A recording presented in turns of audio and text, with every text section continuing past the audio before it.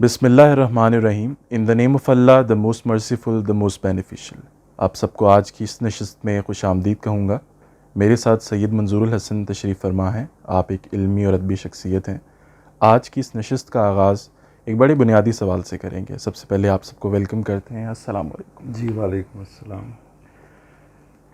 आज की नशिस्त का आगाज़ मैं एक बड़े बुनियादी सवाल से करूँगा, जो कि रिवॉल्व करता है हमारे बड़े फंडामेंटल रिलेशन के इर्द गिर्द, जो कि पेरेंट्स का और बच्चों का है, यानी वालिदैन और औलाद का। आमतौर पे आइडली हम लोग ये देखते हैं कि एक आइडल सिचुएशन में हमारी सोसाइटी में, ख़ासकर हमारे मशरक़ी ईस्टर्न रीजन के अंदर, वहाँ ये बात साबित है या ये फर्म है, ग्राउंडेड बात है कि वो वाले बच्चे या वो औलाद जो बड़े होकर जब किसी ख़ास मुकाम पे पहुँचते हैं तो अपने वालिदैन की खिदमत का एक बहुत ख़ास जज्बा अपने अंदर जो है पूरी शिद्दत से जो है उनमें पाया जाता है। और उसी जज्बे के तहत बाद में वो लातादाद कोशिशों में जो है उनके उस सिला और उस खिदमत का सिला देने की कोशिश करते हैं जो कि उनके साथ उनकी एक लंबे अरसे तक रही है। इस सारे पॉइंट में मेरा जो सवाल है वो ये है कि अगर हम अपनी ईस्टर्न और वेस्टर्न सोसाइटी के बीच में कंट्रास्ट देखें तो वहाँ ये देखने में आता है कि एक ख़ास उम्र के बाद या बालिग होने के बाद वेस्टर्न सोसाइटीज़ में पेरेंट्स की तरफ बच्चों की कोई ऑब्लिगेशन उस तरह से मौजूद नहीं है जिस तरह से हमारी ईस्टर्न सोसाइटी में है, जिसको हमारा रिलीजन और हमारे सोशल नॉर्म्स दोनों मुकम्मल तौर पे बैक करते हैं। आप इस कंट्रास्ट को कैसे जस्टिफाई करते हैं और इसकी क्या बुनियादी वजह समझते हैं? बिस्मिल्लाहिर्रहमानिर्रहीम।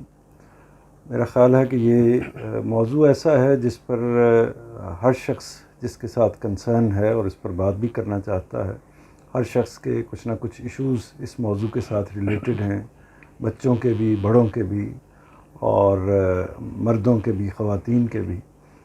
मेरा ख़्याल ये है कि आज कल के ज़माने में जब बच्चे एक तरह से मग़रिबी तहज़ीब से भी मुतासिर हैं और दूसरी तरफ हम देखते हैं कि जो लोकल पेरेंट्स हैं वो उनको मशरक़ी तहज़ीब की तरफ बिलअमूम खींचते हैं, तो इसमें एक कशमकश की सूरत हाल यकीनन पैदा होती है बच्चों के अंदर। तो मैं ये समझता हूँ कि जो ये फ़र्क है एक तरह से मशरक़ी तहज़ीब का और मग़रिबी तहज़ीब का, तो शायद ये कहा जा सकता है कि ये वाहिद तुर्रा इम्तियाज़ है, ये वाहिद गैर मामूली बात है मशरक़ी सोसाइटी की कि जिसमें उसके अंदर बड़ों का अदब है, बड़ों का एहतराम है, बड़ों को उनकी एक जगह देना है, हिफ्ज़ मरातब की एक नौइयत है। यानी हिफ्ज़ मरातब का मतलब ये होता है कि बड़े और छोटे में एक फ़र्क पाया जाता है। बड़े को हम एक ख़ास जगह से देखेंगे, मैं इस पस मंज़र में नहीं जाता, इस पर अगर आप बात करेंगे तो कि इसके लॉजिकल क्या इसके पीछे रीज़न्स हैं उसको हम अलग से डिस्कस कर सकते हैं, लेकिन जो हकीकत है वो हकीकत यही है कि इसके नतीजे में एक जो माशरती अक़दार हैं वो इस्टेब्लिश होती हैं। इसके नतीजे में आप ये समझें कि जो हमारा फैमिली का इंस्टीट्यूट है वो इस्टेब्लिश होता है, क्योंकि जैसे ही ये रिलेशन, ये हिफ्ज़ मरातब का मामला, ये जो गैप्स होते हैं या बड़े और छोटे को बड़ा और छोटा समझना, ये अगर किसी सोसाइटी के अंदर इस्टेब्लिश हैं तो इसका मतलब ये है कि कोई कहेगा और कोई मानेगा। हर सिस्टम के अंदर इसी तरीके से बात चल रही होती है। तो मेरा ख़्याल ये है कि हमको तो इस पर फ़ख्र करना चाहिए, यानी हमारी जो सोसाइटी है, मशरक़ी सोसाइटी, उसका ये हुस्न है, उसकी ये अज़मत है, तो इसको हम यानी इस पर हमको फ़ख्र करना चाहिए और इसको एक बड़े नॉर्म के तौर पर, एक बड़ी बात के तौर पर पेश करना चाहिए। और इसी की वजह से हमारी सोसाइटी ज़्यादा इंटैक्ट है, ज़्यादा बेहतर है उनकी सोसाइटी के मुकाबले में। उधर इंतशार भी पाया जाता है, उधर एहतराम का भी फुक़दान है, यानी बाकी उनकी खूबियाँ अपनी जगह, यानी अखलाकी खूबियाँ, सोसाइटी की खूबियाँ बाज़ दूसरे पहलुओं से अपनी जगह इस्टेब्लिश हैं, लेकिन ये जो खूबी है हमारी सोसाइटी की, इसको हमें एक तरीके से इसको ये समझना चाहिए कि ये एक बड़ी चीज़ है और अपने बच्चों को भी इसकी तरफ लेके आना चाहिए कि वो इसको कोई ऐसी चीज़ ना समझें कि ये उनके ऊपर थोपी जा रही है या ये चीज़ उनकी लिबर्टी को ख़त्म कर रही है, बल्कि इस जगह से लेना चाहिए कि ये एक ऐसी कदर है जिसका हम सब को मिलकर रिगार्ड भी करना चाहिए और जिसके साथ हमको खड़े भी होना चाहिए।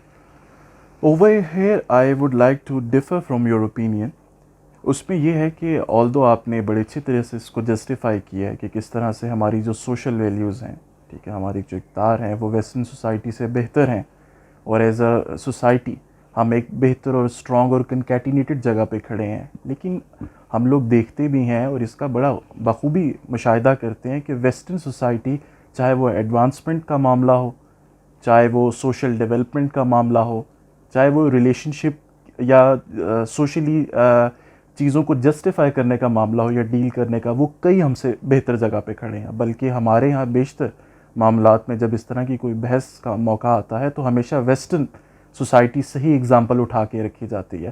تو یہ کنٹراسٹ کو آپ کس طرح سے جسٹیفائی کرتے ہیں؟ یا جہاں ایک طرف ہمارے ایسٹرن سوسائٹی میں نارمز اور ویلیوز ہیں جس کے نتیجے میں ہمارا فیملی سسٹم اسٹرینتھن ہوتا ہے، جبکہ دوسری جانب اس چیز پہ فوکس اگرچہ ایک طرف نہیں لیکن ترقی کے عمل میں وہ کئی آگے ہم سے نظر آتے ہیں، جس کے بے شمار شواہد موجود ہیں. یہ اصل میں اگر حقیقت کے اعتبار سے دیکھا جائے تو اگر ہم ایسٹرن سوسائٹی کہیں اور اس میں فوکس کریں، خاص طور پر ہماری انڈیا اور پاکستان کی جو معاشرت ہے اس کو فوکس کریں تو، اور اسی طرح جو ویسٹ کی معاشرت ہے اس کو فوکس کریں، تو اصل میں اگر اس کا حقیقی انالیسس کیا جائے، جائز انالیسس کیا جائے، تو دونوں طرف کچھ نہ کچھ اعتدال سے ہٹی ہوئی صورتحال ہے. یعنی ایک طرف آپ دیکھیں گے، یعنی ویسٹ کی طرف جائیں تو آپ دیکھیں گے کہ آزادی اس لمٹ سے زیادہ ہے جتنی کہ فطری طور پر ہونی چاہیے، اور اس طرف پابندی بالعموم اس لمٹ سے زیادہ ہے جتنی پابندی ہونی چاہیے. تو یہ بے اعتدالی دونوں اطراف میں ختم ہونی چاہیے. یعنی اصل میں ویسٹ کی جو سوسائٹی ہے اس کو اپنے اندر ان اقدار کو پیدا کرنا چاہیے، اور جو ہماری ایسٹرن سوسائٹی ہے اس کو اپنے اندر لبرٹی کی اور بچوں کو آگے ڈیولپ کرنے کی، نشو و نما دینے کی، اس طرح کی جو اقدار ہیں ان کو زیادہ ڈیولپ کرنا چاہیے، زیادہ پیدا کرنا چاہیے. اس سے یہ فرق بھی آپ کے سامنے واضح ہو گیا، لیکن اس سے یہ دونوں اپنے اندر یہ تبدیلی پیدا کریں گی تو آپ حقیقی طور پر دیکھیں گے کہ یہ کسی ایک نقطے پر، جو اصل میں فطری نقطہ ہے، اس جگہ پر آ کر کھڑی ہو سکتی ہیں. یعنی اس کو اس طرف آنا ہے اور اس کو تھوڑا سا اس طرف جانا ہے. آپ کی گفتگو کے پیش نظر میں ایک بڑا کمپلیکیٹڈ اور رادر ایک سینسٹیو ایشو ہے جو اس میں ہائی لائٹ کرنا چاہوں گا. وہ یہ ہے کہ اگر ہم چونکہ اب ہم نے ایسٹرن سوسائٹی کا ایک خاص پریسیڈنٹ سیٹ کیا اور ہم یہ اپنے گفتگو کے دوران یہ آپ نے اس چیز کو کئی طرح سے جسٹیفائی بھی کیا اور اس کے بڑے لیگل آرگیومنٹس وغیرہ دیے کہ ایسٹرن سوسائٹی ہماری ویلیوز کے حساب سے اور ایک اسٹرینتھ کے پوائنٹ سے کئی ان سے بہتر ہے. آلدو ایگزیجوریشن جو ہے in terms of liberty, in terms of the management exist at both side, however obviously the eastern society gets the precedence. میرا سوال یہاں پر یہ بنتا ہے کہ والدین اور بچوں کا جو ریلیشن ہے وہ بہت اہم ریلیشن شپ ہے. obviously اس کی ایک وجہ یہ ہے کہ بچے پیدائش سے لے کر جب وہ ایک خاص عمر میں آ جاتے ہیں جہاں سوچنے سمجھنے کی صلاحیت وہ رکھتے ہیں، وہ لاتعداد کوششیں اور کاوشیں اپنے والدین کی دیکھتے ہیں، ان کی پیرنٹنگ میں، ان کی اپ برنگنگ میں، ان کی گرومنگ میں.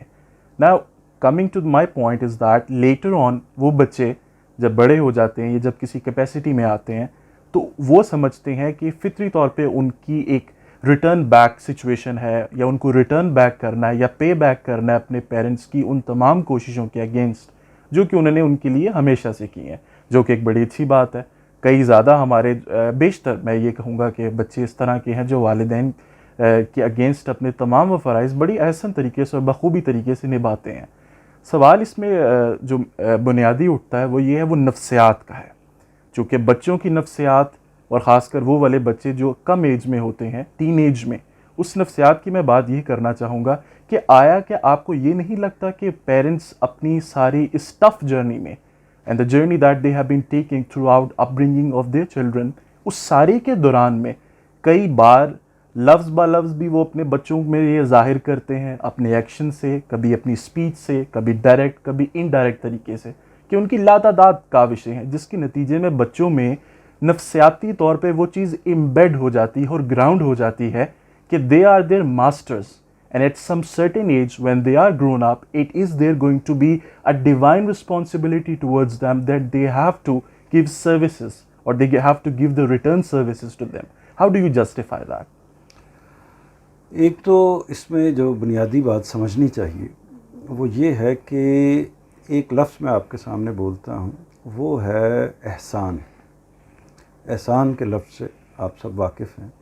اس کا مطلب یہ ہے کہ ایک شخص دوسرے کے لیے کچھ کرتا ہے اور دوسرا انسان اس کے احسان کو یا اس کے انعام کو یا اس کی محبت کو، جس کے لیے بھی آپ جو بھی لفظ استعمال کر لیں، لیکن میں نے احسان کے لفظ کو خاص کیا ہے کیونکہ یہ خاص مفہوم میں استعمال ہوتا ہے اور یہ لفظ سب لوگوں پر ایک طرح سے اس کا اطلاق ہو سکتا ہے۔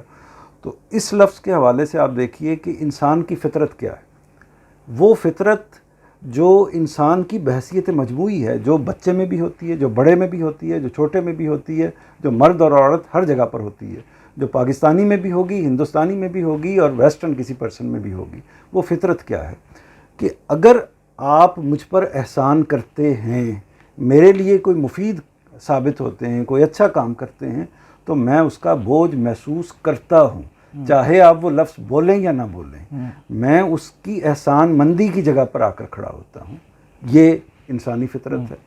اسی طرح میں اگر آپ کے لیے کچھ کرتا ہوں تو میرے اندر آٹومیٹیکلی یہ جذبہ پیدا ہوتا ہے کہ میں نے آپ کے لیے کچھ کیا ہے۔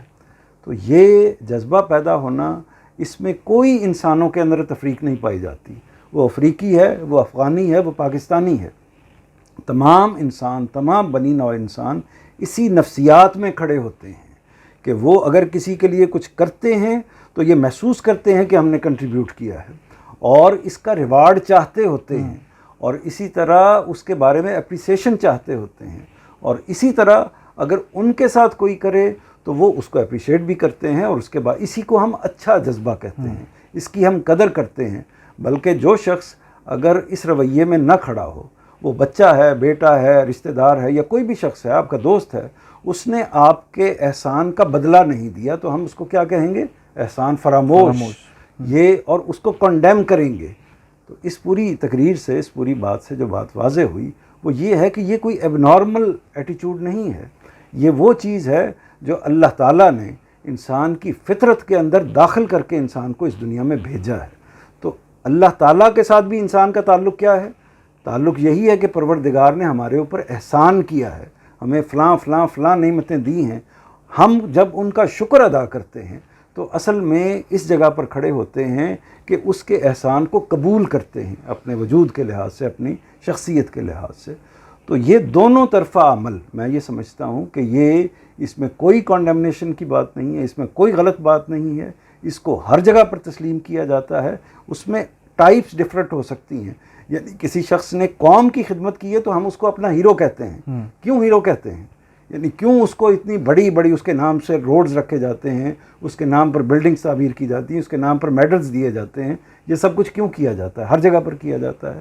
تو کہنے کا مطلب یہ ہے کہ یہ جو احسان کا ریلیشن شپ انسانوں کے درمیان میں موجود ہے، یہ بدرجہ اتم کا مطلب یہ ہے آخری درجے میں جس جگہ پر ہوتا ہے وہ پیرنٹس اور ان کے بچوں کا ریلیشن۔ یہ بہترین سطح پر، یعنی آخری درجے میں جس جگہ پر ظاہر ہوتا ہے وہ والدین اور بچوں کا ریلیشن ہے۔ جب یہ ظاہر ہوتا ہے تو ظاہر ہے کہ جب یہ اس اعلیٰ ترین آخری سطح پر ہے تو اس کے لحاظ سے دونوں چیزیں بھی آخری سطح پر ہوں گی، یعنی ڈیمانڈز بھی بھرپور طریقے سے ہوں گی اور اس طرف سے احسان کا جذبہ بھی بھرپور طریقے سے ہوگا۔ یہ آخر میں جملہ بولوں گا کہ یہ ایک اضافی بات ہے، یہ تو انسان کی فطرت ہے، لیکن یہ ایک اضافی بات ہے کہ اس کے باوجود ہم انسانوں کو ایک دوسرے کے حوالے سے یہ تلقین کرتے ہیں کہ نیکی کر دریا میں ڈال۔ اگر آپ کسی پر احسان کرتے ہیں تو یہ اللہ نے آپ کو اس کی توفیق دی ہے اور آپ نے یہ کام کر دیا، تو آپ اس احسان کو جتلائیں نہیں، آپ اس کا بدلہ طلب نہ کریں۔ یہ تو مجھے آپ کہیں گے، یعنی میں نے اگر کسی کے اوپر احسان کیا ہے، پیرنٹس نے بچوں پر احسان کیا ہے یا بچوں نے پیرنٹس پر احسان کیا ہے، تو ان کو ایک دوسرے کو جتلانا نہیں چاہیے۔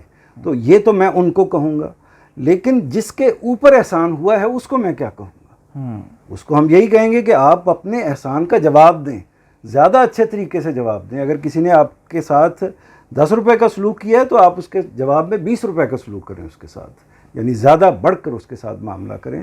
تو اس لیے یہ کوئی اب نارمل ایٹیچیوڈ نہیں ہے، یہ ویسٹ میں بھی موجود ہے، تمام انسانیت کے اندر موجود ہے. البتہ آخری جملہ، البتہ یہ ہے کہ افراط و تفریط یعنی کمی یا زیادتی جب ہم ایک لائن سے کراس کرتے ہیں، پیرنٹس جو اپنے احسان کو ایک حد سے زیادہ آگے بڑھاتے ہیں اور بچے جو ہیں وہ اپنی تابع داری کو ایک حد سے زیادہ آگے بڑھاتے ہیں، تو اس میں زیادتی ہو جاتی ہے، تجاوز ہو جاتا ہے. تو اس سے بچنا چاہیے. وہ جس جگہ پر بھی ہوگی وہ غلط ہوگی. ایک مختصر سا جواب چاہوں گا آپ سے، وہ آپ کے ساری گفتگو کے نتیجے میں پیدا ہوتا ہے. وہ یہ ہے کہ انسان کوئی بھی کام جو کہ وہ کرتا ہے تو اس کی پوری بھرپور کوشش یہ ہوتی ہے اور وہ اس چیز کی ایک انڈرسٹینڈنگ اور اویئرنیس رکھتا ہے کہ یہ اس کے خود کے ارادے کے نتیجے میں واقع ہوا ہے، جو بھی ایکشن وہ ایگزیکیوٹ کرتا ہے.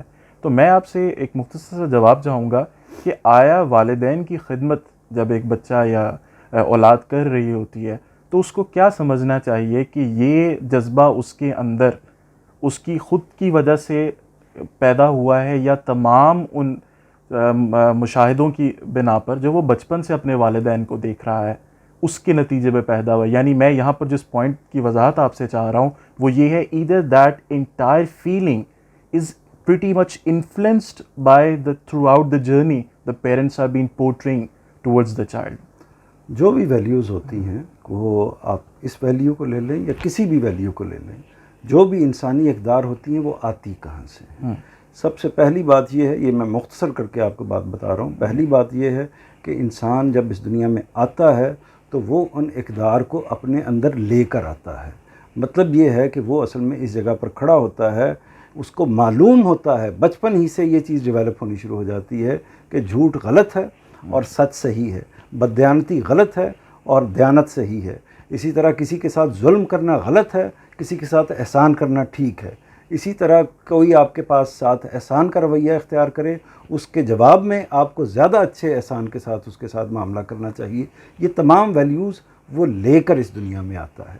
پھر اس کے بعد کیا ہوتا ہے، یعنی یہ اس کو بخارج سے بعد میں ملتی ہیں، پہلے اس کے اپنے اندر موجود ہوتی ہیں. یعنی پیاس یا اس کی جو شکل ہے وہ اس کے اپنے اندر موجود ہوتی ہے. اس کے بعد کیا ہوتا ہے، اس کے بعد یہ ہوتا ہے کہ خارج جو ہے وہ بھی چونکہ تمام انسانوں کا مرکہ ہے، تمام انسانوں کا مجموعہ ہے، سوسائٹی انسانوں کا مجموعہ ہے، تو خارج جو ہے چونکہ انہی اقدار کی بیس پر کھڑا ہوتا ہے. یعنی ایک انسان ایک اکائی ہے اور سوسائٹی جو ہے وہ لاکھوں انسانوں کا مجموعہ ہے، تو وہ بھی اصل میں انہی کو ریفلیکٹ کر رہا ہوتا ہے، ایک انسان کی پرسنالٹی کو. تو جب وہ خارج بھی، جب وہ بندہ اچھے کام کرتا ہے تو خارج اس کو سپورٹ کرتا ہے، سوسائٹی اس کو سپورٹ کرتی ہے، بتاتی ہے کہ شاباش تم نے بہت زبردست کام کیا. تو یہ وہ بچہ جب سب کچھ دیکھ رہا ہوتا ہے، جب وہ کوئی غلط کام کرتا ہے پیرنٹس کے ساتھ یا پیرنٹس بچوں کے ساتھ غلط کام کرتے ہیں تو پوری سوسائٹی کنڈیم کرتی ہے. یعنی بچہ تو اپنے دل میں اس کو غلط محسوس کر ہی رہا ہوتا ہے، لیکن باقی سوسائٹی بھی اس کو غلط قرار دیتی ہے. اس کے بارے میں دین کی طرف سے بھی چیزیں آتی ہیں، اس کے بارے میں جو بڑے اسکالرز ہیں، علماء ہیں یا دانشور ہیں یا قوم کے لیڈر ہیں، وہ بھی ان چیزوں کو متعین کرتے ہیں. تو کہنے کا مطلب یہ ہے کہ یہ کوئی ایسی چیز نہیں ہے کہ جو کوئی نئی دریافت یا نئی ایجاد ہوتی ہے. یہ انسان اپنے اندر لے کر آتا ہے اور خارج اس کو سپورٹ کرتا ہے. اس وجہ سے ایسی ہی چیزیں ویلیو بنتی ہیں. اس سے جو ڈیفرنٹ چیزیں ہوں گی وہ ویلیو بن ہی نہیں سکتی. یعنی ایسی چیز جو انسان کے اندر بھی موجود نہ ہو اور تو اس کو خارج سپورٹ نہیں کرے گا، اور جب نہ اندر ہو نہ خارج میں موجود ہو تو پھر وہ انسانوں کے اندر ویلیو کے طور پر لمبا عرصہ پریویل نہیں کر سکتی. بہت شکریہ آپ کے ویلیوبل ورڈز کا. اور ویڈیو کو شارٹ رکھنے کی وجہ سے ہمیں اس ٹاپک کو یہیں کنکلوڈ کرنا پڑے گا. We got to know very few important points in this regard. Mr. Manzoor has very well explained the fact that it's not about either about the Western society, neither it is about the Eastern society. It is about the balance that we have to maintain. Neither from the parents they should exaggerate upon the goodness they have bestowed upon their children, and nor at the sight of their children they have to endure the services that they are going to give them when they are grown up. So the balance is the most important key and pivotal point when we have to stabilize the relationship altogether. Thank you so much for your time.